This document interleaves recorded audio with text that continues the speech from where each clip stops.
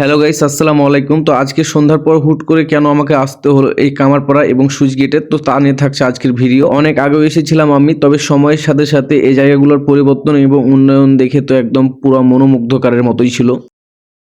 আমি বাসা থেকে বের হয়েছিলাম মূলত বিকালবেলায়। এখন আমি দাঁড়িয়ে আছি কামারপাড়ায়। আর এই কামারপাড়া জায়গাটা এবং কি হচ্ছে সুইচ গেট জায়গাটা হচ্ছে রাজশাহী জেলা গোদাগাড়ী থানার অন্তর্ভুক্ত। আজকে ভিডিওর থ্যাম্বনেল এন্ড ইন্ট্রো দেখে আপনারা কিছুটা হলো আন্দাজ করতে পেরেছেন কেন এসেছি আমি এই জায়গায়। তো ফার্স্ট টাইম আমরা রাস্তাটা মিস্টেক করি, মানে জায়গাটা মিস্টেক করি, তারপরে আমরা হট করে চলে আসি কামারপাড়ায়। আমার সাথে ছিল আমার দুই শুভাকাঙ্ক্ষী। তো শুভাকাঙ্ক্ষীর সাথে যারা চায়ের আড্ডা দিল, দেন আমিও দিলাম। তারপরে আমি চুলায় কাঠ দিচ্ছিলাম যাতে আগুনের তাপটা আমার গায়ে লাগে। তারপরে সেখান থেকে আমরা রওনা দিয়ে দিলাম বাসুদেবপুর সুইচ গেটের উদ্দেশ্যে। সুইচ গেট যাওয়ার কারণটা হচ্ছে মূলত এক মাহফিল শোনার জন্য। তো আমরা এখানে মাহফিলের গেট দেখি, ভেবেছিলাম হয়তো এখানেই মাহফিল, কিন্তু আমরা তারিখটা মিস্টেক করেছি। এখানে সামনে কত তারিখ যেন মাহফিল। ফাইনালি অনেক কষ্টের পর সুইচ গেট চলে আসলাম। কষ্ট বলার কারণ হচ্ছে যে এত পরিমাণ বাতাস লাগছিল গাড়িতে, মানে সেই পরিমাণ ঠান্ডা লাগছিল আমাকে। সুইচ গেট এসে আমাদের এক শুভাকাঙ্ক্ষীর সাথে দেখা হয়। তিনি আমাদের চা খাওয়ার জন্য দাওয়াত দেয়, কিন্তু চা খাইতে খাইতে পুরো একদম বিভোর হয়ে গেছি, মানে বোরিং ফিল করা শুরু করেছি। মানে এত পরিমাণে ঠান্ডায় এত চা খেয়েছি, মানে আমরা চা খেয়ে রওনা দিয়েছিলাম। একটু ভিতরে যাই এবং কি মাহফিলের দিকে যাই এবং দেখি এন্ড দেখাই।